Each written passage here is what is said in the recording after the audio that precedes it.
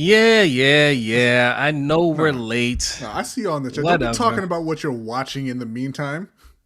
You sit quietly. Stare at your Like you phone. guys never show up late to work. Good Lord. This ain't work. I don't get paid for this. Look at this. The camera's all messed up, man. What do you mean your camera's I'm all messed in up? your face. Let me back it up a little bit. There we go. All right, There you John. go. Yeah. I was looking a little aggressive there. All right. What's going on, LBHT crew? B, what's going on? I know what's going on with you. You just got off work. Long Wednesday. Yeah, another full day of work. It's not unbelievable. Like no, I'm serious, man. How, it's one of those things. It's like you gotta set expectations, right? And early on. So how 2 years into our work relationship are you going to tell me to start working? What sense does that make? Well, you're supposed to get off earlier on Wednesdays for the show. Yeah, you remind them of that. Well, no, I did, but I get off at 7, but I had to work until 7:07 today. Nonsense. Oh. And I specifically didn't clock out. I'm getting all 7 of those overtime minutes. It's not even overtime because I don't even hit the 80 hours because I get off a half hour early every Wednesday. But I am flustered. So they got you. Flustered. All right, y'all. It is Wednesday. Happy Wednesday. Hope your week is going well, but if not, hopefully it gets better starting right now. We are streaming live on YouTube, Twitch, and Facebook. So wherever you're watching this, make sure you hit that like button, follow, subscribe, all that good stuff. If you're listening to the audio form of this, we put this out on Thursday. Hope you're enjoying your Thursday. And we put it out at lunchtime, so we hope you're enjoying your lunch break. Make sure you leave us a 5-star review. Man, look who's in the chat. Osmond was here first. Says, hey, Jose, Brodny. Hey, Hendo. Hendo ain't here today. What's up, Osmond? Where is he here? He's probably in the chat somewhere. He's in the chat somewhere. We got our brother Eric L in the house. What's good? Just Aloe. Just Aloe. Yep. We got Zeke Hokage. We got there's Hendo. Well. What is going on there? Hendo went live yesterday. Mm-hmm. Yeah. Who else we got in the house? We got Danny D's here early. Wow. What's going on, Danny? What's going on, Danny? Yolanda's here. What's going on, Yolanda? How's it? Oh, Darren is here. Man, you listen. All these people are showing up here. They showed up early. You know what that means, man. We are getting closer to football season. Rounded borders. Yes, sir. Thank you for noticing. Yes, thank you. Matt D, what's going on? Upgraded. I don't like it. What's up, Matt? What's going on, Tracy? Tracy! What's going on, Tracy? Always glad to see you. Listen, you would love it if you would just do what I told you to do and get a Mac. Come on over to the dark side, man. Come on over. No. It's like I recently watched Sinners, so I'm now caught up with everyone and we can talk about it. It's like that, when the vampires come to you and they offer to make you a part of their clan, it might seem scary, right? It might look a little violent. You might, you might say, hey, man, this is going to hurt. But once you get over there, it's all music and dancing. That was the funny thing of it. Like, they're obviously trying to get you over to their side. But when you look back at the whole movie, really their only goal was to party. Like, we want to convert you so we can literally party all night, every night. I told you, there's never been a vampire movie that successfully made the argument that you should not become a vampire. It looks awesome in every movie. The only time it doesn't look awesome is when they want to start fighting, right? Because then Blade's tearing you up in the nightclub. But they were in the nightclub, though. Yeah. Blade went to them. They weren't bothering anybody. Anyway, I'm sorry. Let's go ahead. That's an overtime show thing. Yes, Danny says it's a special episode. Everyone is here today while the rain pours. LBHT soars. That's what I'm talking about. Salute to you, Danny. I mean, that says sours, but it's all right. It soars, okay? Soars. All right. And it was raining hard earlier. It stopped finally. So everybody be safe out there. Yeah, stay dry. Game Too Easy in the house. What's going on? Who else is in here? Ferris is in here. What's going on, Ferris? What's up, Ferris? Is in here. What's up, Jay? All right. All right. Listen, it's still not much going on. We just decided we're going to give you guys our early and reckless predictions as we do annually. Okay. It's actually perfect timing because our guy Coach Jay, not Coach F, Coach Jay. If you are early listener of the show during our audio only days, you would know who Coach Jay is. That's a good friend of ours, Coach Jensen.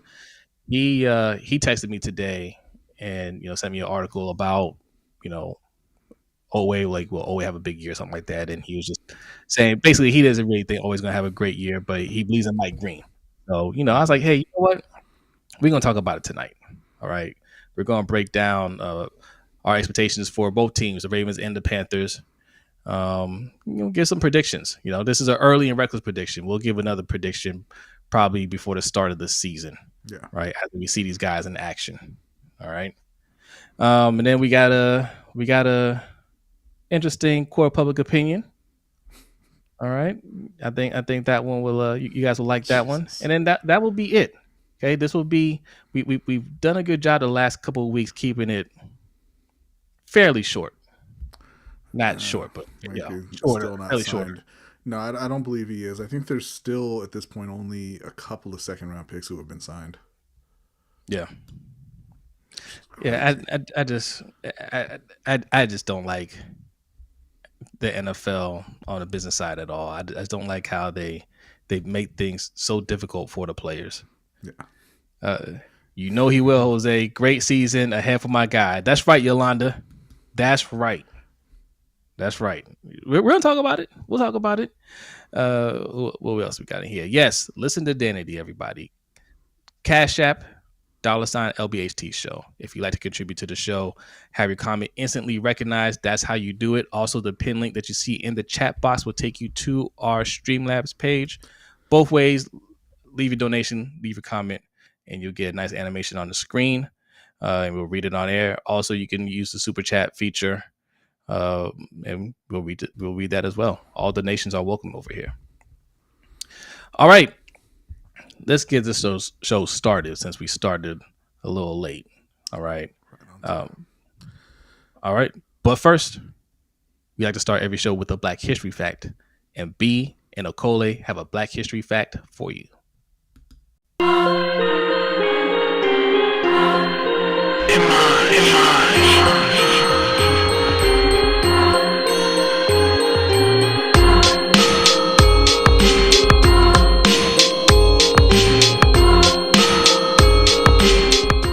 This week on the LBHT Black History Fact, Pettis Norman's journey began in the segregated South, where he was born in 1939 in Lincolnton, Georgia, and raised in Charlotte, North Carolina. He found his footing as a student athlete at Johnson C. Smith University, becoming a two-time All-CIAA standout in football and track. His professional football career kicked off in 1962, when he joined the Dallas Cowboys as an undrafted tight end. Norman became a dependable presence on the field, competing in major games like the storied 1967 Ice Bowl and Super Bowl V.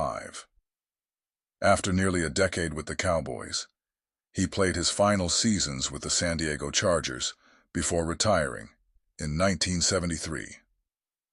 But Norman's legacy extended far beyond football. During his playing years, he became a powerful voice for racial equity, pushing to end segregated accommodations for black players and joining civil rights protests, including a notable 1971 stand against discrimination in Dallas city politics. His activism was not performative. He consistently used his platform to challenge systemic injustices. Post-football, Norman transitioned seamlessly into the business world, founding PNI Industries and carving out a name in real estate, fuel distribution, and franchising. He also broke barriers in banking, becoming the first black banking officer in Dallas. His civic leadership blossomed as he helped form the Dallas Together Forum, collaborating with major corporations to promote equitable hiring and contracting practices. Notably, he served in the Texas Army National Guard during his NFL career, and even became Dr. Pepper's first black male athlete spokesperson, an early symbol of corporate inclusivity. Over the years, Norman received numerous honors, including inductions into multiple halls of fame.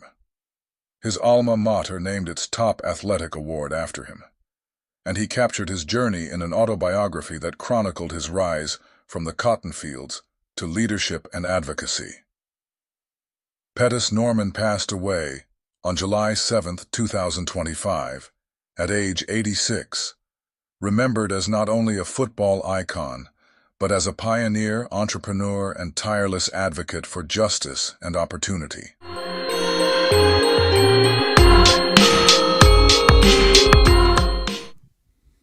Salute to Pettis Norman. That's a dope Black History fact right there. Killer Cam is in the house. He says, "Hola, Jose." "Hola, Killer." And says, "Queso, Brodny." He said, "Cheese." I meant to say. But what's up, Cam? Okay. Everybody likes cheese. Just Aloe put something in the comment. I didn't even hear about this. He said, "By the way, the NFLPA just now decided to appeal the arbitrator's decision. Gee, I wonder why." Yes.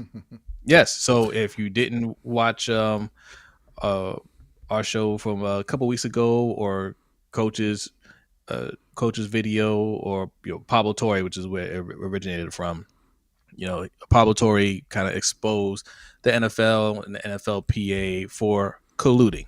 Absolutely 100% colluding, evidence of colluding against folks like Lamar Jackson, Russ. Kyle Murray, Russell Wilson, and even the Chargers quarterback Herbert. Justin Herbert. Really, the entire league. I mean, yes, it's really it's an assault on salaries for all of the players. But it just came up around the time where these quarterbacks were next in line. So, and you're not hearing about it really in mainstream media because of their relationship with the NFL. But Pablo Torre, who's on Dan Le Batard's network, has a little more influence. So it got out there, and a lot of people started picking up on it. A lot of different YouTubers and content creators. So the word got out there, and Pablo Torre said it himself, that at the time of his reporting, those players were not aware of this hearing, and how that basically the NFLPA suppressed the hearing and the findings and whatnot. So all this stuff they didn't know about. So of course the NFL is kind of monitoring to see if this picked up any legs, which is why I said it's important for everybody to talk about it, right? Big channel or small channel, it's important to get the word out and have people talking about it, so our viewers, our listeners, know what's going on. So now the NFLPA, who try to have the information suppressed, is appealing the decision. Of course, the arbitrator ruled in NFL's favor, which is nonsense. So now that I'm sure they've gotten calls from some of these players' representatives saying, "Hey, can I explain this?" Right. Just Al says the evidence of collusion was overwhelming, but somehow the arbitrator ruled against the players. Right. Yeah. Right. So this isn't going away, and it shouldn't. And this is kind of leading into some questions that people had about, and we put out a video about what Lamar Jackson should do. Some people took it the wrong way. Some people didn't like what we had to say. But your team screws you over, which they did. I wouldn't react well to it. And like B says, he should leave. I'm not saying he should leave. I'm saying I'm not giving him any breaks ever. Right. Yeah. So, and it's a perfect example. His contract's coming up. They pretty much can't make any major moves unless he gives them cap relief. And the only way I'm giving you cap relief is with a brand new deal. And you're going to give me the most guaranteed money this world has ever seen. Right? That's the only way. And we're not negotiating anything else. And we're going to talk about this. We've been teasing that we're going to do a video on it, but we are. Joel Corey, who's a former agent, wrote a excellent article on this, pointing out it's like 4 major things that he should be asking for, and it's no room for negotiation.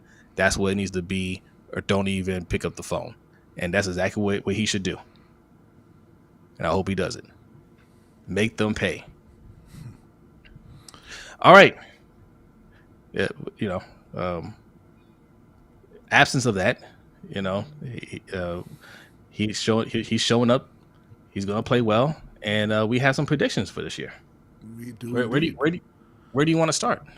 I say we start off with the overall record, and what you think these Ravens are going to do in the regular season. Okay. So just so you guys know, people always hate how critical we are of this team. They hate and love it, right? Because we end up being right on a lot of our criticisms at the end of the year. And you guys always come back and say, "Man, you guys nailed it." That doesn't make us happy when we get the ones that we're saying, "Hey, they're not gonna make the Super Bowl because of this." We're not happy about those, but I think this is going to be business as usual, man. I think they're going to win probably 12 or 13 games. They've got a really, really tough start to the season, though. And we know that Baltimore tends to start slow. They don't play their guys in the preseason, and they're generally not ready when the season starts. They're opening at Buffalo. Then they're home for Cleveland, home for Detroit, at Kansas City, home for Houston, and home for the Rams. That is even for a top tier team, which Baltimore has been for several years, that's an incredibly tough stretch. The only kind of lesser team in there is Cleveland, and that's a rival for Baltimore, who always plays tough and is really only being looked at as a lesser team right now because of the questions at quarterback.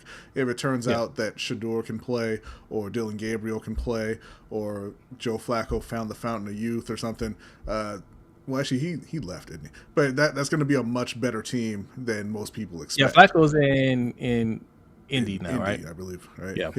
But regardless, that's a very tough 6-game stretch. It is, but if we're one of the best teams, I don't care. I don't care who we play. I think we're better than all those teams, except Kansas City, right?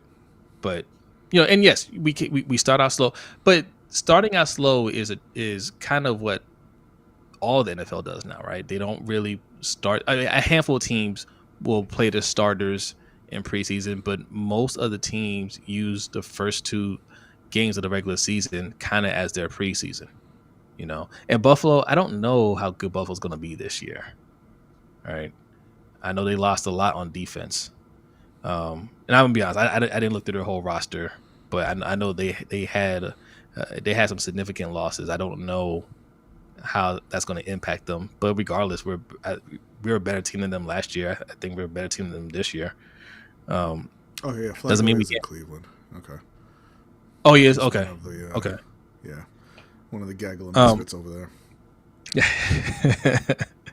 So no, all these things that you mentioned, I like tough schedules. Because when we have a quote unquote easy schedule, that's when Harbaugh, he coaches down to their level, and we struggle with games that we shouldn't be struggling with. We lose games that we shouldn't be losing. So I want him to be on his toes, and I really want to say that this year, because of the failures of before, and I don't want to get ahead of ourselves, right? But because of the failures from the past, and the pending Lamar extension that they have to get done, because of the stuff coming out with the collusion evidence, they have to win it this year. Like, they have to be all in. This has to be Super Bowl or bust. And if he doesn't get it done, like, he may not officially be on a hot seat. I know he just got he just got extended. That doesn't mean anything for coaches. If he doesn't get it done, he needs to be fired. Mm-hmm. he needs to be fired. There needs to be that kind of pressure. Like, hey, this is our last run with this coaching staff before we have to go another route, because this next payday for Lamar, he might as well give up ownership of the team. He's going to be running the team, and I can't imagine Lamar or anybody that's serious about winning a Super Bowl saying, let's run it back again for the 8th time, right? Of not getting it done. You have to make a change at that point. It doesn't really get. I mean, I agree. He should be fired regardless. Even if they win the Super Bowl, I would fire Harbaugh. But that's just me. It doesn't really get much easier even coming out of their bye week. They're next for Chicago, home for Chicago, which obviously they should beat Chicago, but I think they're going to be a much improved team. They went out and they rebuilt their O-line. They got the offensive coordinator from Detroit, hired him as head coach. They added more weapons to their offense. And Caleb Williams, despite all of the hate that he got, didn't really play as bad as people would make it out last season.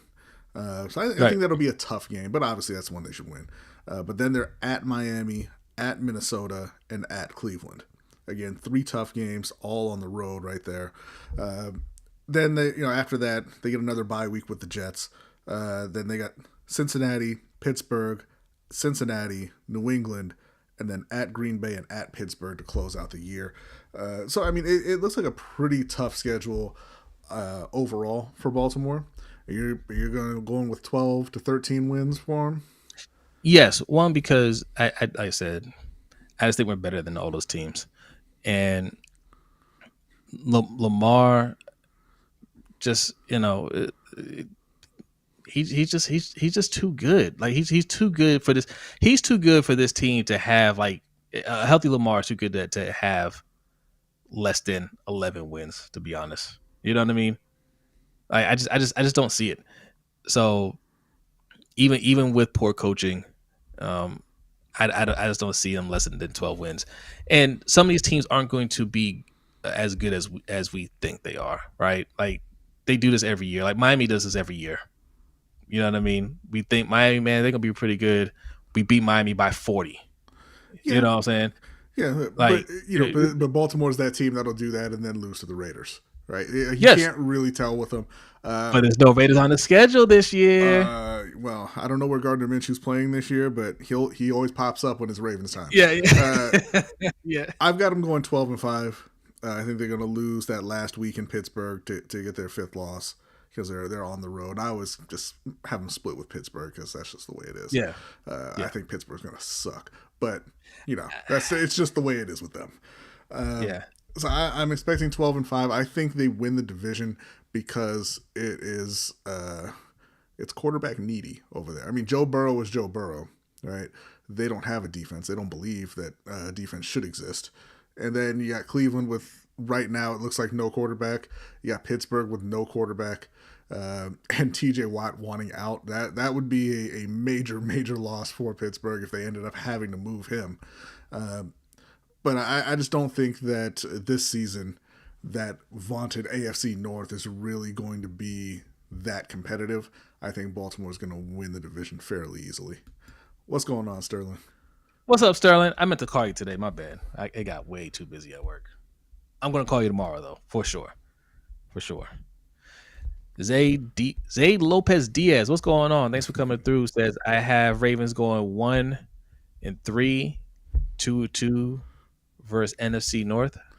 Yeah, NFC North that's a tough division. Minnesota. I mean, we got to see how JJ McCarthy looks. But that team is stacked. Detroit is stacked, but we got to see them without their offensive coordinator, obviously. I have them going 4-0. He's lost to 2 NFC teams.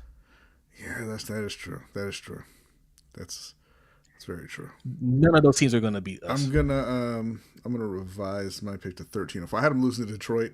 I'm gonna go 13-4. Because Detroit. I think I mean I don't want to talk bad about Jared Goff. Jared Goff has played very well the last few years. He's turned his career around and it's great to see for him. But I'm not sure that he keeps up that same level of play now that the OC is gone. So we got to see how they look. And I've never been a big fan of J.J. McCarthy. I didn't think he was good in college. I didn't project him to be a good NFL quarterback. You're throwing to Justin Jefferson and Jordan Addison. You're going to look good at times, right? You're going to be fine, but I don't think he's going to be on the level that allows them to beat Baltimore. I don't think he can outduel Lamar, as it were. Jordan Love is he's an enigma. He's here and there. Hold on. Sterling, man, stop giving away my ginger ale. He said, "B, I got those $12 ginger ale." I appreciate it. I'll make sure Jose gets those out to the proper owner. Appreciate you, man. Those ginger ales are so good. They're so good. I don't even drink. I can't tell you, but those are the best. I can't tell you guys the brand because they're not sponsoring the show, but they are amazing. They're amazing, and that's exactly what I'm gonna go pick them up tomorrow. I'm gonna pick them up tomorrow. Yeah, and you gonna bring them out here? I'm gonna get some of those $100 cookies that he gets too. Disgusting. Absolutely. Those are disgusting. so good. There's no way they're that good. Like, there's a cap on how good it can be, and the $100 is going to reduce the enjoyment of it. It wasn't $100 per cookie, unless you're not paying, in which case it doesn't matter. But look, they're pretty good. He didn't pay for it. He got it as a gift. They were good. I enjoyed them. Yes. So, no, man, I don't see them losing. I'll be honest. They're not losing to the NFC this year. This is going to be one of those years where, again, I think like the last 2 years, Lamar's going to play at an MVP level. Lamar is entering his prime. He's in the zone. He badly wants to win.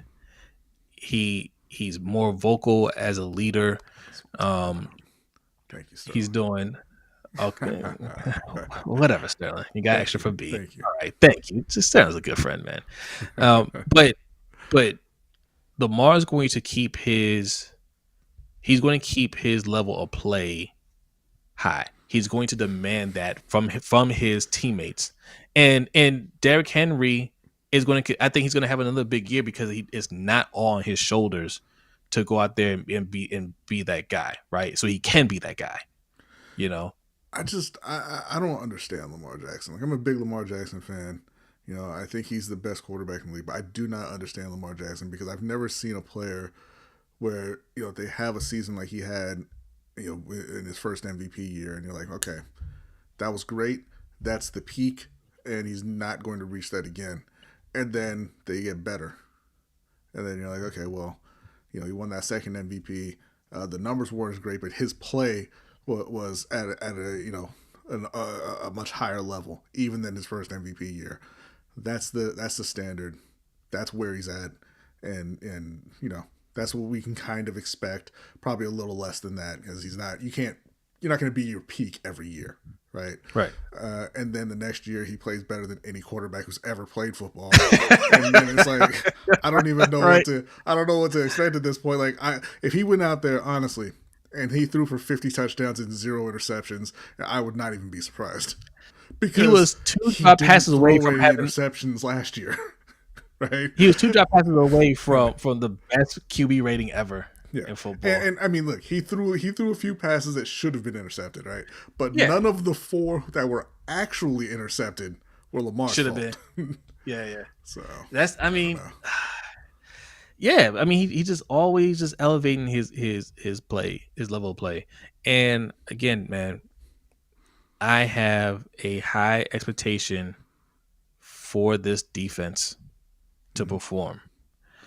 There is no excuses, man. I don't want to hear it at all. Well, yeah, let's talk about that because I think we mentioned on the Ravens roundup after the draft, mentioned a couple of times that like my expectation for this defense is that you're giving up sub 20 points per game in the regular season, and honestly close to that in the playoffs as well, and forcing turnovers.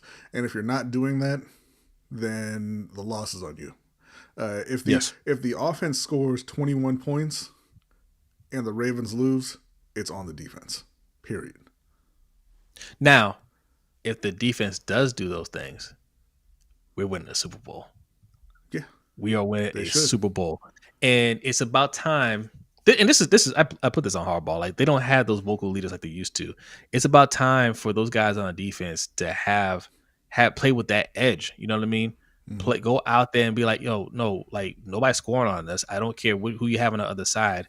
We are going to dominate you. They need to play with that kind of, that kind of attitude. So I expect that this year, man. I don't want to see all this barking from Roquan and then not making any plays in the playoffs, right? Like go out there and be that guy. Like Roquan can play, right? Mm-hmm. And I remember when he first got here, man. Like his presence made everybody hit harder. It seemed like that first week we played New Orleans. I was like, man, I ain't never see these guys hit like that. That's the Roquan effect there. I want to see that this year. Yeah, Kyle Hamilton. We already know what Kyle Hamilton is about, man. Like excellent player, game-winning picks. man. Just that one you were time. going the other way with it. Right. That's one time. You know what I'm saying? He watched Xavier I Leggett. we were on the same play. He saw Xavier Leggett go out there every week. Yo, we're gonna talk about that. Don't worry, we'll talk about that. Listen, don't try to compare him to Xavier Leggett. Xavier Leggett, he's tier 1 when it comes to game losing drops. All right, I wish I had that clip. Can't compare. I wish I had that clip ready where that guy or that just says, "Oh, Leggett makes a catch. Oh no, it's intercepted." Disgusting, absolutely disgusting. But Xavier gonna turn it around this year, though. He fine. Yeah, I mean, but yes, Matabike, we just drafted Malachi and Mike Green, Malachi Starks. Yeah, so I mean, we drafted Nate Wiggins last year. Like, there's too much on that defense for us not to go out there and dominate, and I expect them to do that all year. I don't. You had your 1 year layoff as you're getting adjusted to a new defensive coordinator. Mm-hmm. Zach Orr made the adjustments towards the end of the year. They played much better. You have the rush doctor out there hyping up his praise, saying, "Hey man, Zach is that guy." I believe in Zach Orr.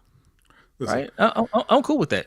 But now it's time to go out there and be that defense. The secondary in particular needs to be absolutely dominant, because think about this. There's a lot of teams where you can point at them like, oh, they've got. I mean, they did it with Baltimore a few years ago. Oh, they got 4 first-round wide receivers, right? Because they had a few old guys who were over there. The secondary in Baltimore has 5 first-round picks. None of them were busts, right? I believe that all of them have been all pros at some point. I got to check on Jair, but I believe they've all been all pros except for Wiggins and obviously Malachi Starks, who hasn't played yet. None of them are past their prime. So they're all either in their prime or approaching their prime. That is a ridiculous amount of investment in that secondary when you're talking about Marlon Humphrey, Jair Alexander, Nate Wiggins, Kyle Hamilton, and Malachi Starks. We talked about them being a no-fly zone last year. I mean, they should be shutting down every single offense. I don't care if it's Pat Mahomes. I don't care if it's the Lions with all the weapons they have. I don't care if it's MVP Josh Allen. I don't care if the Eagles are coming to town with Jalen Hurts. They should shut down every single passing game that comes their way with that kind of talent. Not just them, right? I also want to talk about because they've invested so much more than that, right? We had TJ Tampa on the team.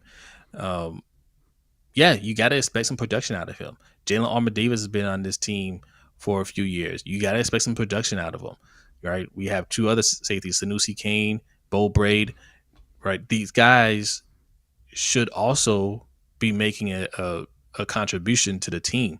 So I just don't see any, like, even if there's an injury or what, like, there should be enough players on this team for this defense to play at a high level at all times. Mm-hmm. I mean, people talk about they need edge rushers, right? But you got Kyle Van Noy, you got Owe, who were both double digits in sacks last year. Added Mike Green, you got Tavius Robinson, who's been a not a great player, but a consistent contributor for a couple of years. So yeah, they don't really have any excuses. They're a little thin in the middle of the D line. Well, actually, not even really there. They went out and they signed a free agent to try and shore that up as well. Yeah. But the defense doesn't have any excuses at all this year. Like I said, sub 20. They should be the number one points defense in the league, and they need to be forcing turnovers when it matters. Yeah. I want to talk about some of these rookies that we got too, because we talked about like how we think that how they're gonna perform in their first year, right? We got two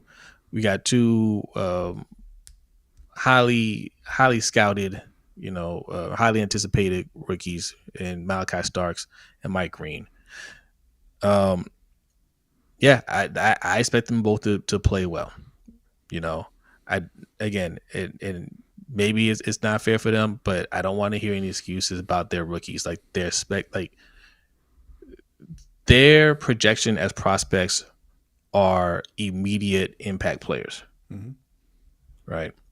So I expect Mike Green to go out there. I'm not saying he had to go out there and get 18 sacks or anything like that, but he needs to go out there and play well, right? Now, with that being said, I think Mike Green can play well and still not be a starter because I don't think he's gonna take over Oweh's job. B. Oweh played well. He put on some weight this year. I think he's starting to put some things together. I think Oweh is naturally more athletic than Mike Green. He has the upper hand with just experience, and if he's put it a little bit more together, he can improve on the 10 sacks he got last year. I think he can do enough to stay on the field. But Mike Green can still, because of how good he is, can still get on the field. Mike Green will have to beat out Kyle Van Noy, I think. I think that's how he's going to have to get his reps, is just, hey, we want to kind of preserve Kyle Van Noy for the playoffs. He's older. He can't, we don't want him playing every down. So Mike Green will get his player right there. But I expect Oweh to hold down his starting spot. Yeah, I mean, I expect it as well. I think that the Ravens fans are kind of down on Oweh because he hasn't really developed into that star edge rusher that they were kind of envisioning and the team was pushing when they drafted him. I think that he's a solid player, a good player. I'm worried about the adding on weight though. We've seen him do that before, and he looked like he didn't even know how to walk.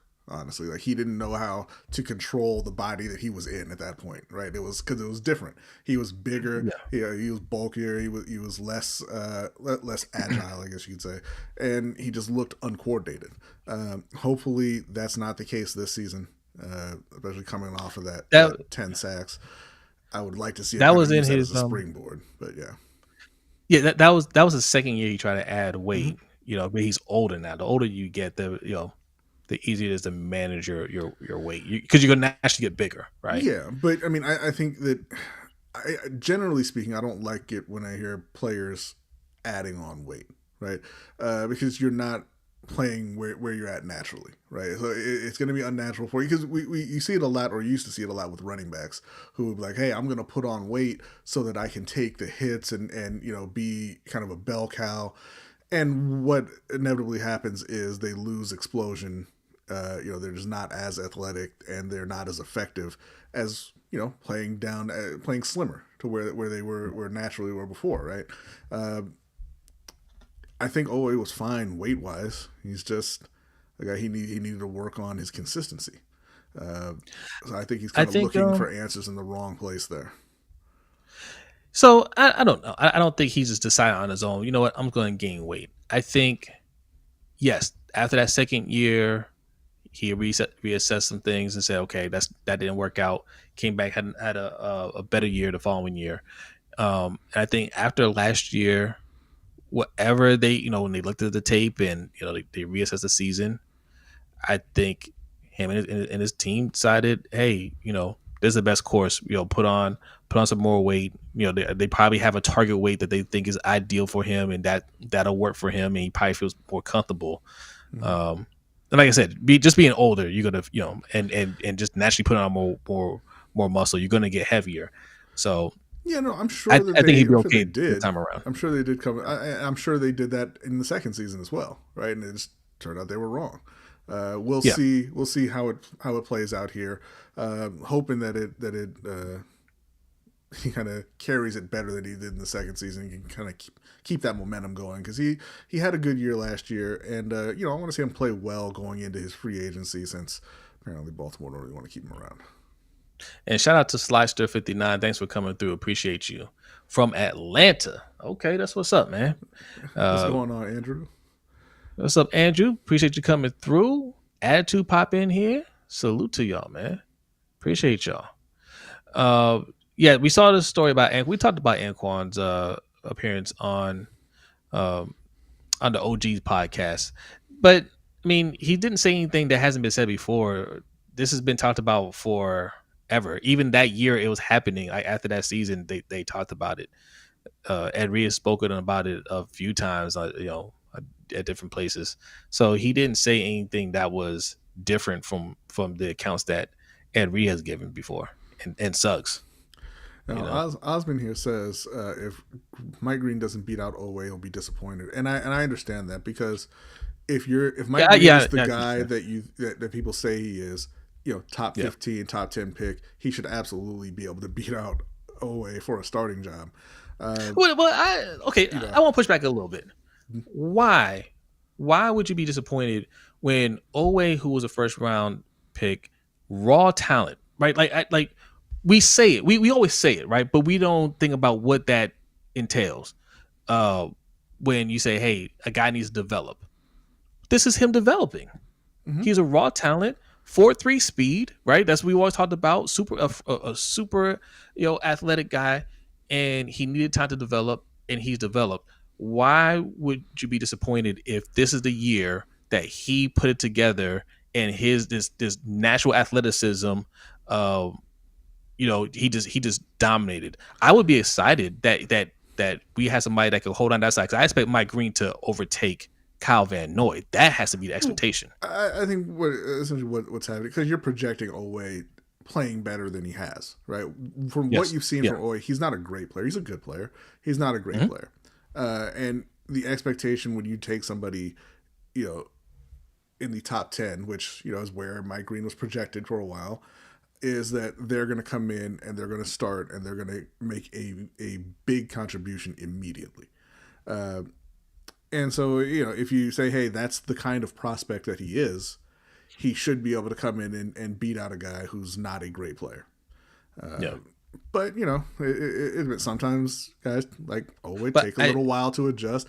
Mike Green went to a smaller school. Maybe he takes some time to adjust to the level of competition, although it didn't really look like in college. But, any of those things can happen, right? And like you said, Oweh could be ready to take another step like he has, previously in his career.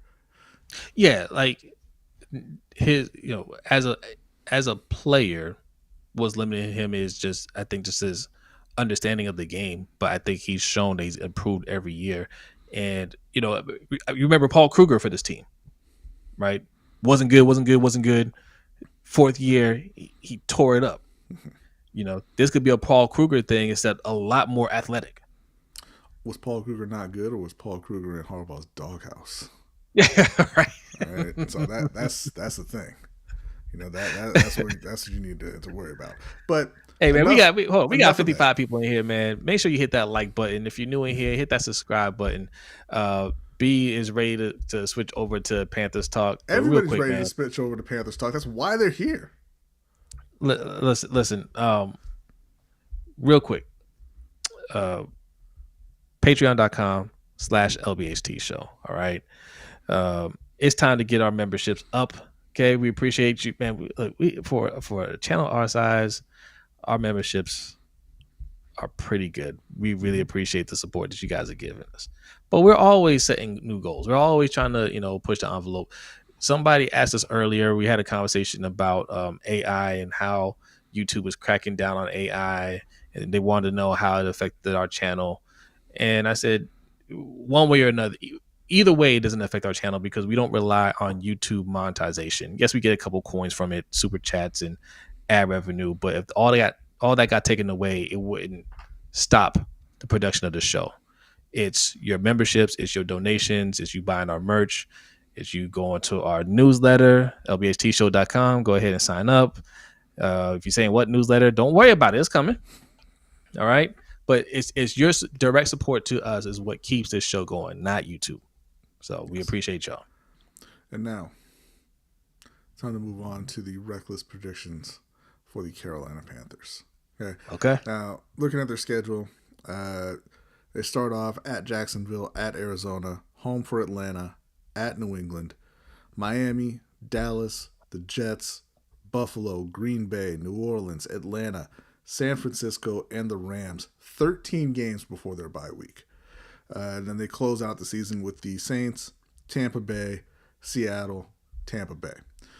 I know that I've mentioned this on the show before, but I'm going to mention it again. The Carolina Panthers have been to the Super Bowl twice.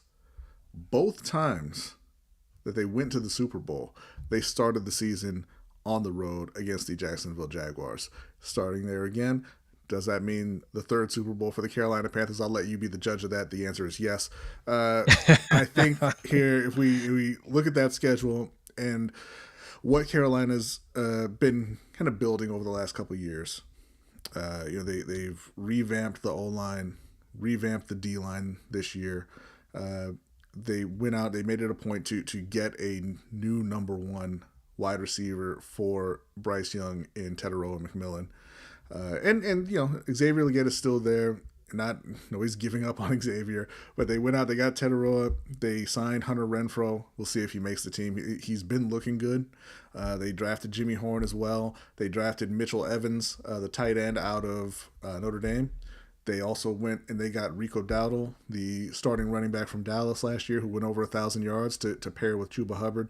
And then they went in the draft and they grabbed Trevor Etienne.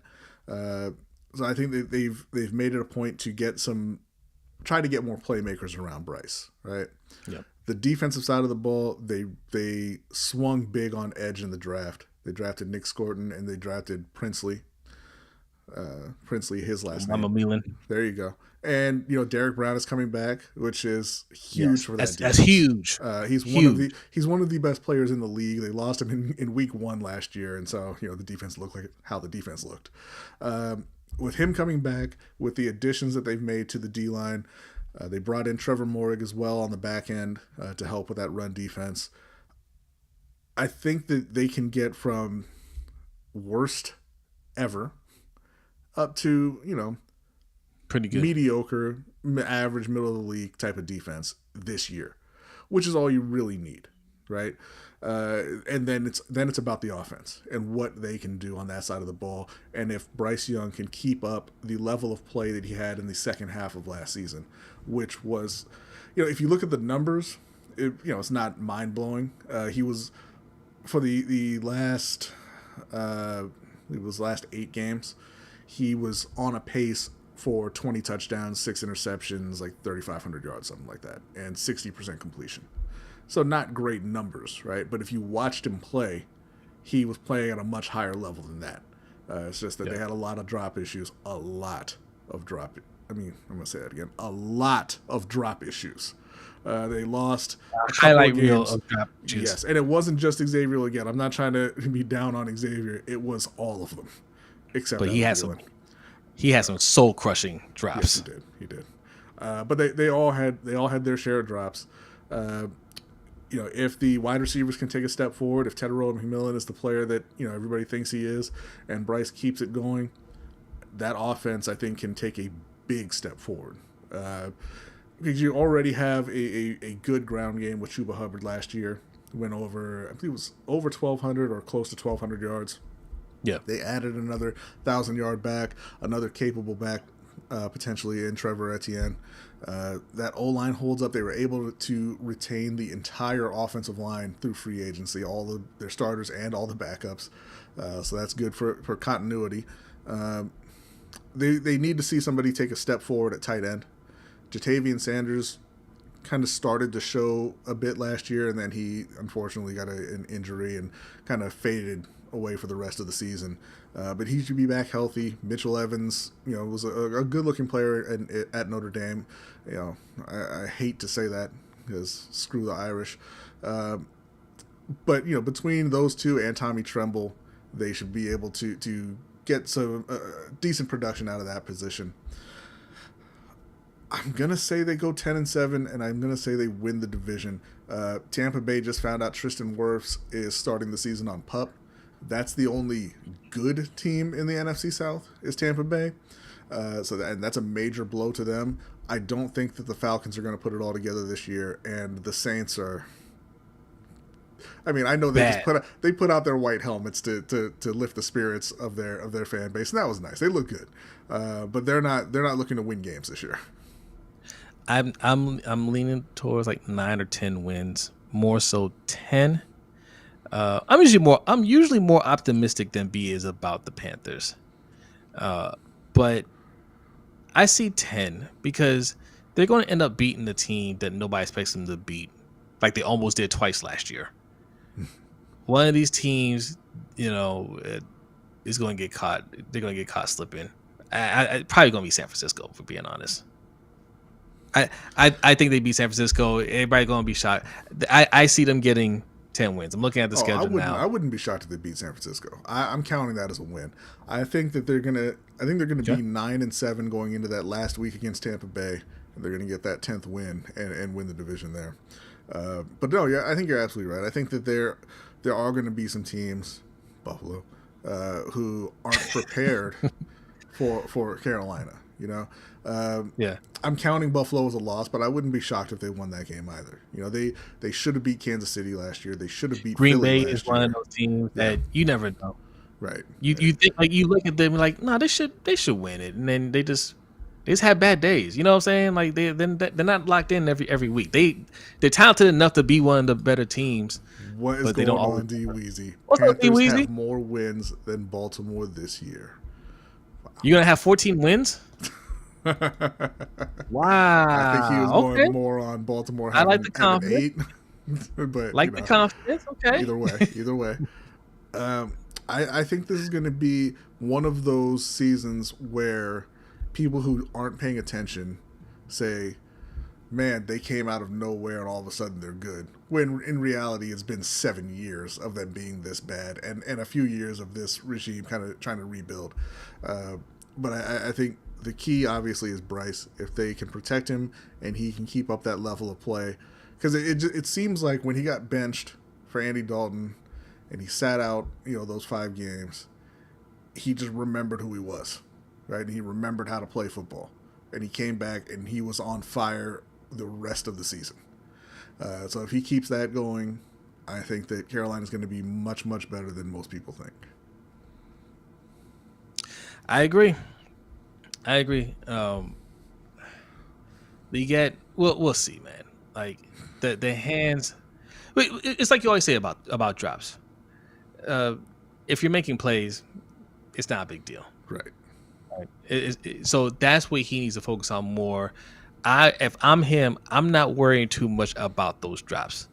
Go out there and try to be that type of playmaker that negates those drops. Mm-hmm. T.O. used to have bad drops. Yep. Nobody remembers them. Yeah, nobody cared because he scored like 156 touchdowns. So focus more on that, and the way to be that is by an insane amount of confidence. You drop a pass and just be like act like it didn't happen. Peyton Manning used to tell this story. I can't remember I can't remember if it was a wide receiver or a tight end. It was in a playoff game. I think it was against New England, and he got into the huddle, and I want to say it might have been a wide receiver, but he kept on telling Peyton, like, "Hey, I'm open on this route. Like, they're leaving me open. Hit me, right?" So Peyton looks that way. Guy's open, throws the ball, he drops it. He said he came right back into the huddle. He said, "Yeah, run it again. I'm gonna catch it this time." Like, the straight face. No, hey, my bad. He's just like, nah, run it again. Run it again. I got the next one. Like, that's what Xavier Legette needs to be. That's the type of mentality he needs to have. Like, a drop is nothing. Like, man, okay, I'm gonna have a drop here and there, but man, you hit me with another pass. Watch the play I make. If he has a talent for that. So if he has that type of mentality, I think he can have a very good year. Well, and listen, that is true. Confidence is key. That's why we always talk about with Rashad Bateman. He needs to believe in himself more. Yes. because he has the Yeah. ability, and you need to have the attitude to go with it. Xavier also needs to learn how to run routes. Uh, You'll get so there. just confidence isn't going to get it done for him, but I hope that he's out there working hard, and I'm sure he is. You know, I mean, all you see all of the videos of him out there with was it Glorilla and all this, you know, out there enjoying the fruits of his labor being an NFL player. As he That's should. great. He absolutely should, and I'm sure that when he's not doing that, he's putting in the work. Hopefully, it shows up on the field this year. We're really pulling for him, and you know, and if not, then we're pulling for Tetaroa and Jimmy Horn and Hunter Renfro. But I just want to say this because you know we're hard on these young guys. If I were in his shoes and I was a first round pick, made millions of dollars, and I'm dating Glorilla, that's the best you've seen of me. That rookie year is the best you've seen of me. Practice? We talking about practice? Never again. Never again would you see me in practice. That is it. Okay, because that contract is guaranteed. I'm getting all of that. I'm going to save that. Okay, Glorilla's is going to pick up a couple of these checks for me. I'd have every ailment that you can't actually check for. I got back pain. I got migraines. Like you know, I got just tightness somewhere. Like no, I ain't getting out on that field. No. Oh no, I won't play. Now think about that as an NFL player, and think about some of these contracts that some of these players have just got. You see Chet Holmgren's contract he got. Yeah, he ain't even 250. He's going to get better. They're paying for future for potential. I think he's kind of where he's going to be. Not that he won't get any better, but he's not going to get significantly better than he is now. You gave me $250 million. That's as best as you're going to see me. You give me $250 million, I'm getting significantly worse. No. Like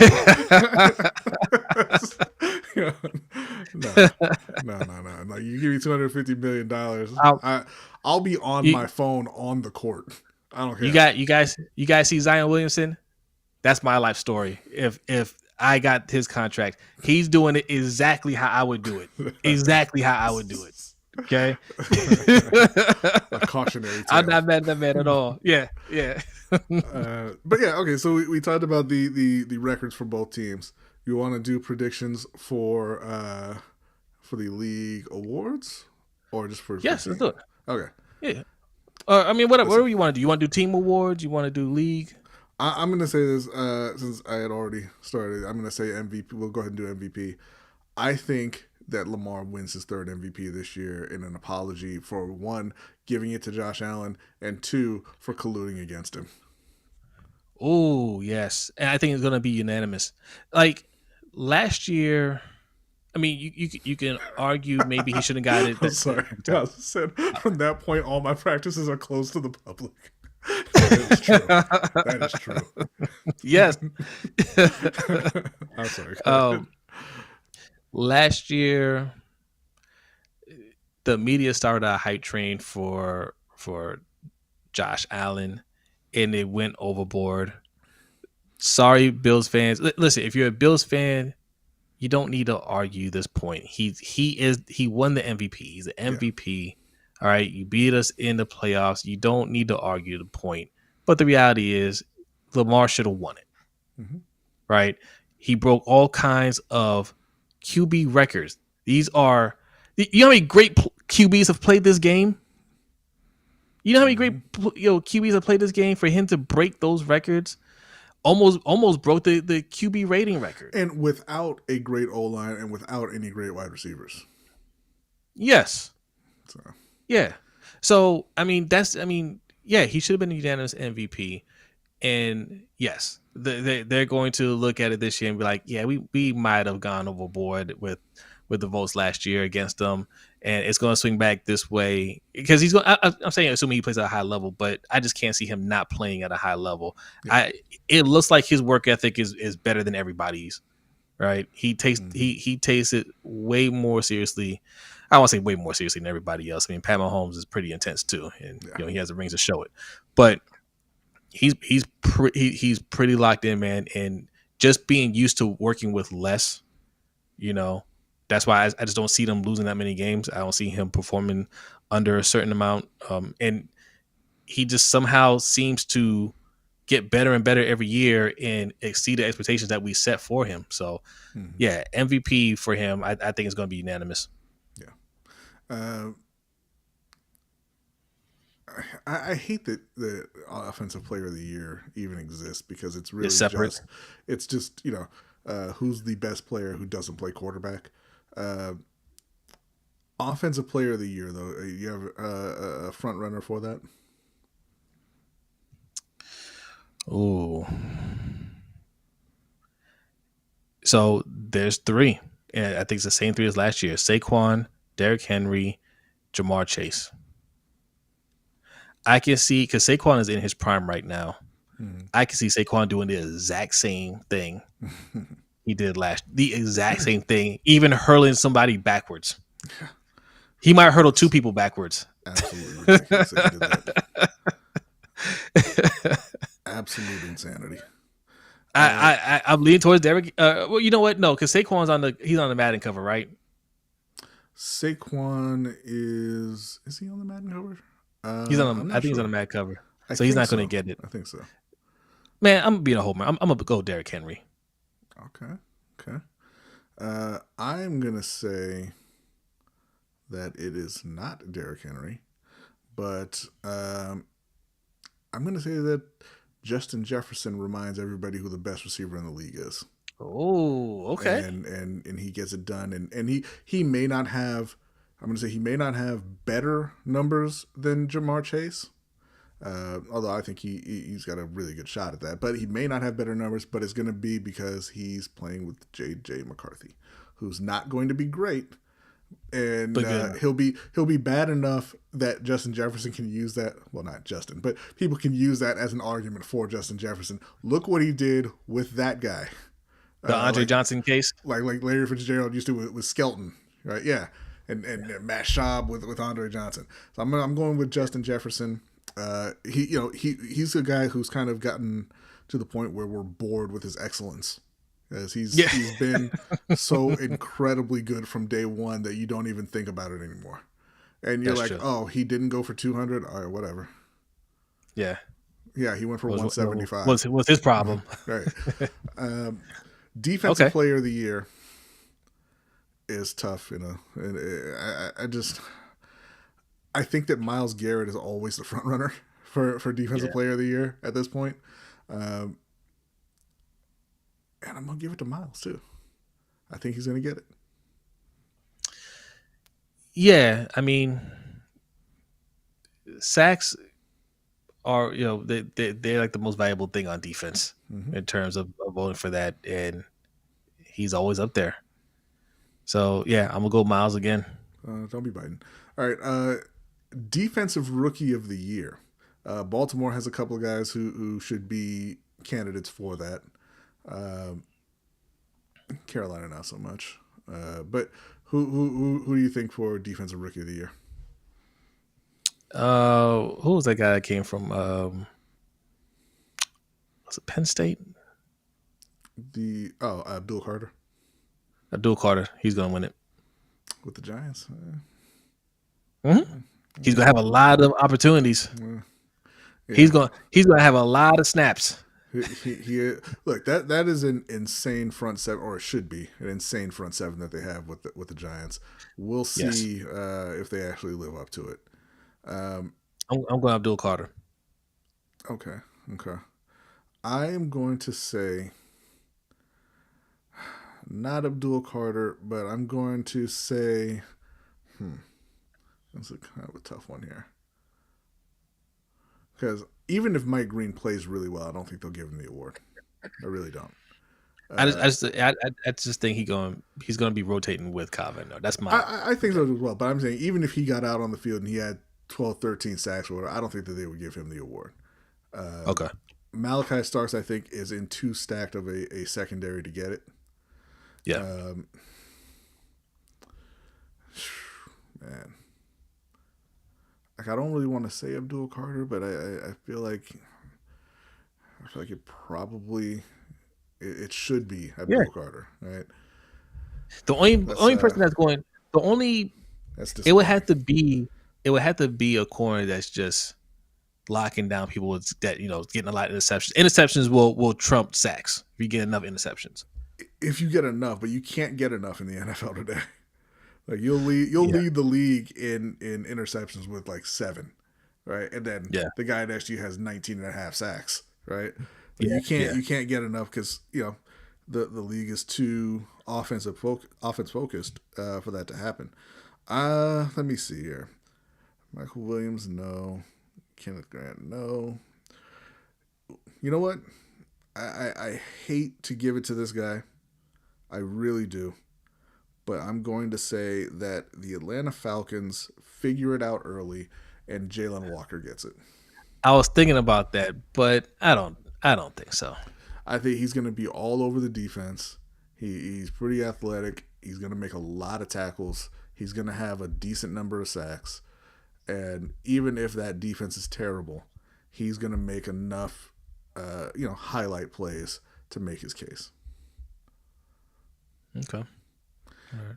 Offensive Rookie of the Year. Just catching up to my Abdul Carter prediction. All right. Offensive Rookie of the Year. I mean, I can't imagine Ashton Jeanty not winning it. Yes. I think he's just an otherworldly talent. And I don't think that Travis Hunter is going to have enough production on that side of the ball to warrant the award. So I'm going Ashton Jeanty hands down there. Is he going to take more snaps at corner or wide receiver? I would hope that he takes more snaps at wide receiver, but who knows? I think he's going to take more snaps at corner and play a little bit of wide receiver. Yeah, that would be a mistake. I think. I don't think he's a great corner. I think he's a talented guy, obviously, but you gotta remember that he had some real bad days at corner in college. That's when he had a lot of snaps at wide receiver too. I think he was just tired. I mean, maybe, but you can't be tired enough to give up 300. Like when Charles Woodson did that, he didn't take 30 snaps at wide receiver. No, you know what I mean. No. But I think there are times where he's just getting beat though. Like when he got torched by Io Manor, that wasn't a tired thing because that was happening from snap 1. Yeah. So I just don't think I think he's a great wide receiver, and I think he's a good corner prospect. Okay. All right. So if I'm Jacksonville, he's playing more wide receiver, and if I'm Travis Hunter, I'm saying play me at wide receiver more because they make more. They're not going to pay you. They're not going to pay you more for playing both positions. They're not going to do that. So play the position that gets paid more. Absolutely. I agree. It's Ashton Jeanty. It's Ashton Jeanty. I think he's going to look just as good as he did in college. Yeah. It was effortless in college. No matter who he played. So I expect to see him come in and be very, very productive from day one in the NFL. I think that's about it, right? I think so. Coach of the Year. Okay, you're going to say it's a homer pick, but Dave Canales, 100%. Dave Canales? Dave Canales.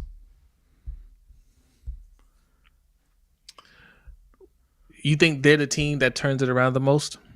They won 5 games last year. They haven't won more than, I think, 6 in like the last 7 years. If they go from 5 and picking in the top 10 to 10 and winning the division, he's Coach of the Year. Oh, man.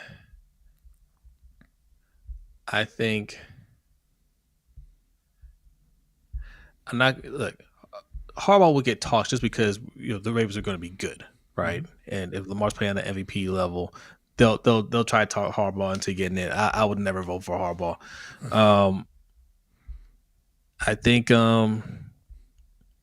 I think Cleveland's coach could be a sleeper because Shedeur Sanders, I think, ends up winning that starting job sooner than people think. I think he's going to be good enough. And Cleveland has a lot of talent on that team. Mm-hmm. Are they a bad team? Yes. until they get that quarterback that can kind of put it together, and then they're not so bad, and they have a good coach, and they end up in the playoffs. Man, I can see them. I can see him getting it. I hear what you're saying. I don't think they win enough games for Stefanski to get it. I just don't. D Weezy saying Ben Johnson in Chicago. Same thing with them, because with them it's going to be, they might improve quite a bit, right? But they're still likely the fourth best team in that division. Even if they're good, they're likely the fourth best team in that division. Maybe they jump over Green Bay, but you're probably not going to catch Minnesota or Detroit. So I think it's tough for him to win.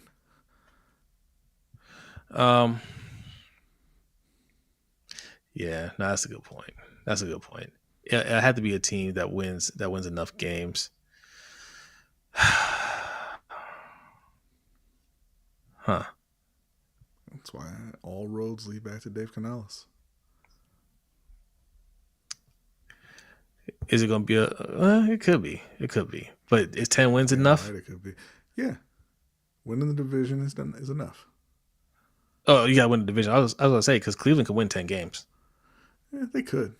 But that's what I'm saying. Carolina's going to win 10 games and win the division. And that's what's going to get it for them. Hosting a playoff game and down there in the bank. Well, I guess I'm sorry. That's a Baltimore thing. I guess you can't call it that. But, that's right. I was just thinking about the another award, the comeback player of the year. And I'm like, man, Carolina is going to clean up in awards this year. Because initially I was like Christian McCaffrey, right? But Christian McCaffrey don't play football no more. And it's going to be Derek Brown, comeback player of the year. Really? Yes, sir. I'm going to say Tua. You realize if Derek Brown is like 50% of what he was the year before he got hurt, that's still a good shot at leading the league in tackles for defensive tackles. It's like 98 tackles. So it's going to be Derek Brown, comeback player of the year. Dave Canales, coach of the year. And you know what, man? I might as well rescind my previous award and say it's Bryce Young MVP. All right, it's the Panthers world in 2025. Just want to remind you guys, this is the early and reckless predictions, because I already see end of replay people leaving comments like, oh, how could you make that pick? Because we're having fun. All right, I keep forgetting to caveat these things, man. Like, this is for fun. Don't leave these hurtful comments, right? Insulting our intelligence. And then I have to block you, or Dandy will block you, right? Like, don't get emotional over a game where it's not even the season yet. We're just giving our opinion. We're just having fun with it. We're gonna make more predictions. That's what we do. We have fun. All right. And you know what? Leave the comments if you want. They don't hurt my feelings, because I don't read. They don't hurt my feelings. And I read I'm gonna let you and in. then I make you disappear. No, I'll let you in on a secret. If you write more than 3 sentences. No. Leave your comments. We need we like the engagement. Okay, leave your comment. You might have to write it twice, but Danity said, "Quick, right? She'll make you disappear. Quick." Yes. All right. She don't play that. All right. We have a court of public opinion. What is going on with this case? I'm not even fully aware of the circumstances here. Well, see, then we should have talked about it on the overtime, but that's all right. No, we have another story for the overtime show. I know.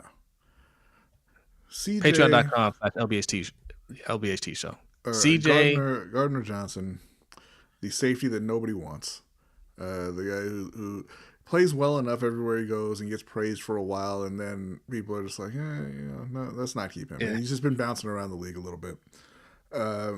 He was not doing anything. He was just chilling, living his life.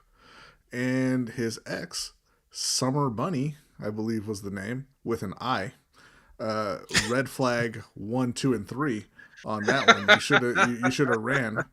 But apparently went on IG Live and said that Gardner Johnson did something very, very bad. And that thing was, it's not something that you could even, you could not have guessed this. If they say, "Hey, I'm gonna drop a bombshell about this player. What do you think he did?" This would be about the 10,000th thing that you guessed. She said that Gardner Johnson went and attempted to put out a hit on Giants wide receiver Malik Nabers, and I don't want to make light of potential murder and people hiring assassins because I guess somebody embarrassed you on a football field. I don't really, didn't go into details on why. But my God, that is the most hilarious storyline of all time. If you had watched that ESPN show, Playmakers, back before the NFL made them shut it down, and they ran a storyline where one of the players put out a hit on an opposing player, you would say this is the dumbest show of all time. Yes. And you would be right. Or two players use their Lamborghinis to set up Yeah. set up a robbery at a poker game. They had them parked strategically so they could leave. They were facing out. They had backed into the spots. They thought about it. It, except for the part that it was a party where they were invited and everybody knew who they were. Yes. But you're absolutely right. Strike 1, 2, and 3. Because when you're describing this, he said, "Hey, CJ was sitting there chilling until his ex got on Twitter." That's strike 1. Named IG, Summer Bunny. Twitter. Oh, IG. I said, okay, got on IG. That's strike 1. I red flag 1. I was like, oh, this is trouble. Her name was Summer Bunny. That's flag 2. And Bunny with an I. That's 3. Just out the gate, I was like, "Oh boy, this is but bad it also news." If you bring it back around, it tells you he makes bad decisions, right? So it's possible that he did this. Listen, if you're going to have relations with someone named Summer Bunny, you better always keep it cool. You better always keep it civil. She hits you up, says, "Hey, you throw a couple dollars my way." Just throw a couple dollars her way, man, because she will make it very uncomfortable for you. And this might be all BS, but she gonna put you on blast, and then she gonna throw out some other stories too. Listen, stop having relations with people when you don't know their real name. Yes, because the summer part might be real. Bunny with an I is not. Did he respond to this? I have not seen a response. I imagine I'm hoping he denied it if he responded, but I've not seen a response from him. I would have thought by now he would have posted a picture with him and Malik Nabers hanging out somewhere or whatever. I would not be surprised if Malik Nabers looks like a major trash talker. I would not be surprised if Malik Nabers went off in the game, was trash talking them, and he didn't like it. They kind of went back and forth. And when he got home, he was pillow talking. He probably brought it up like, "Man, I don't like that dude," and he might have went a little overboard with it. Doing a little tough talk, but not really going to do anything. And she embellished it later on because she got some issue with CJ living his life and said, "Oh yeah, he said he was going to kill him. He was going to have him killed or something like that." Yeah. But that would be the thing, right? Yeah, he said he was going to do this to him. Not he said he's going to hire a professional assassin and have him executed. Those are different things. Why would you make that up? How would you make that up? You would just get on IG. Summer Bunny ain't thinking. She ain't a deep thinker. She got on IG Live and she was like, "Oh, he said he's going to kill him."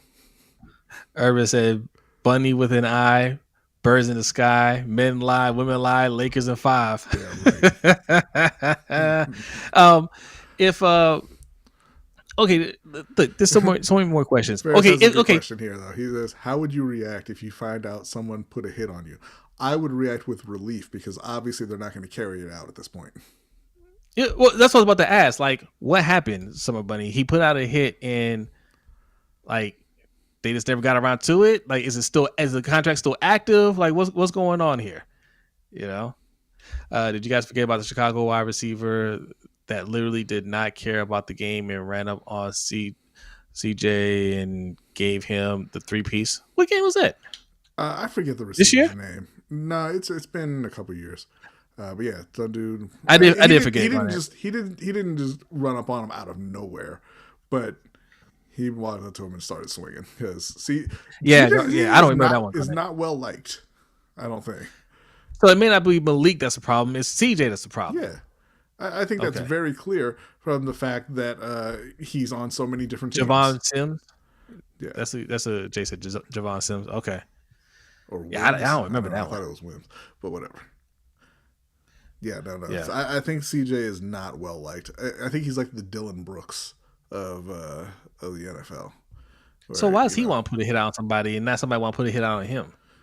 Because the rest of them are normal individuals, and he's Gardner Johnson. No, I'm saying in Bunny, it's Summer Bunny's world. Summer Bunny with an I in her world. Like, you know what I'm saying? When she's telling this ridiculous story, why doesn't it like? She likes CJ, right? Like, does she like CJ? She's diming them out. She did at one point. I'm saying, like, so he's not. They're on that. They're on that Javon other side. Wims. Yeah, that's what it was.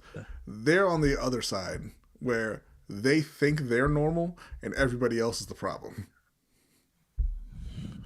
But why isn't this story everybody hates him so much that a player wanted to put a hit out on him? Because that's what I'm saying. Like, she doesn't think that everybody hates him so much because she's like him. She doesn't realize the way that people think about him. I guess.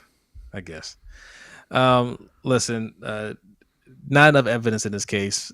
We're going to go ahead and dismiss this. I am going to wholeheartedly disagree with you and say there's more than enough evidence that this is nonsense because it was put out there by somebody named Summer Bunny with an I on IG Live. This is absolute nonsense. CJ didn't put a hit out on anybody. He may be a jerk. People may not like him. He didn't try to have Malik Nabers assassinated before the start of his second NFL season. Let me tell you why it's not true. If it were true, and he told Summer Bunny, he would have been gotten caught. He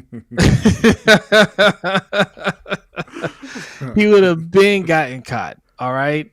The fact that and she would have been exposed to his text messages because he would have put it in a text. If you're telling Summer Bunny, you're putting in a text, and she would have been put it on her IG Live. Okay.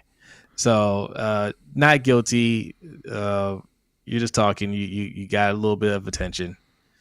Guilty for dating someone named Summer Bunny with an I. Correct, D Weezy. Correct.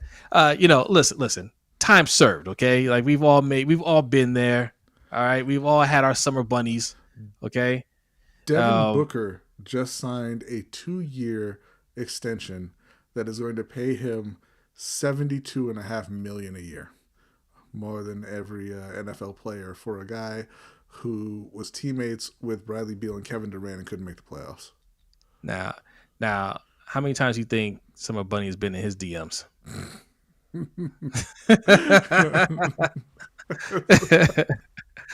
Which is bigger red flag, Summer Bunny with an I or Spring Bunny?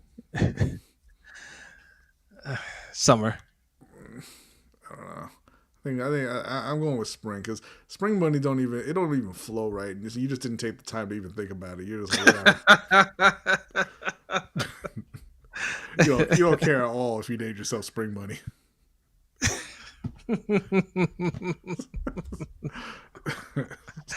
All right, that's it. Do we have any questions this week? No. There was one comment, but it was not a question. What was the comment? Or should we not? Let me pull it up again. It was, hang on. Everybody exciting to see who has improved. I don't know what that was in reference to, but thank you for the post. Appreciate it. But no questions. Winter Bunny could be a cold one. Facts. Winter Bunny, little known fact, is Suge's favorite IG model.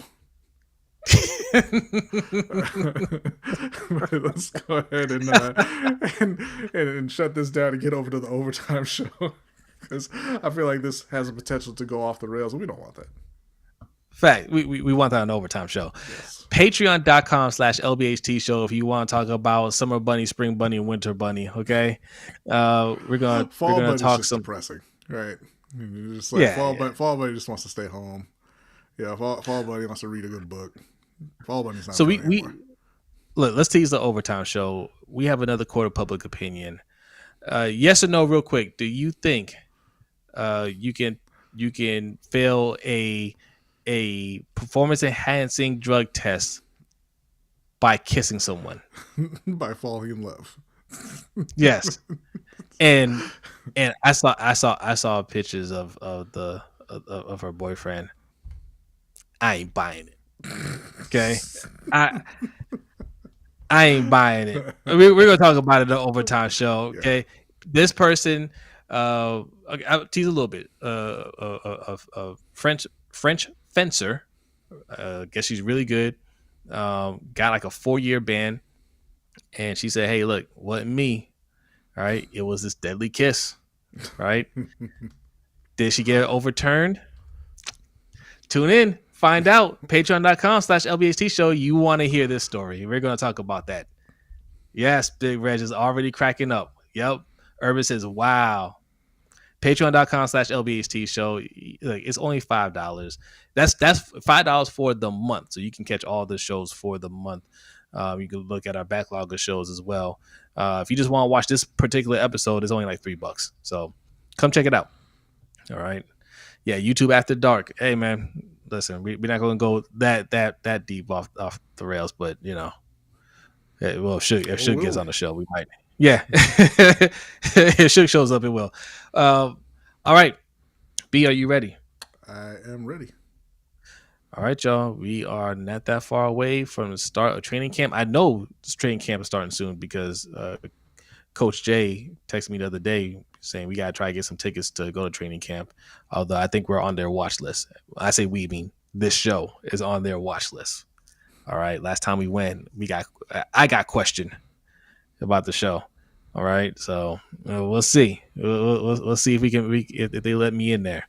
But LBHTshow.com, sign up for the newsletter, patreon.com/LBHTshow. Those are ways you can go and support the show. Patreon members, get ready. The overtime show is starting right now. Everybody else, have a great night, and we will see you next time. Peace.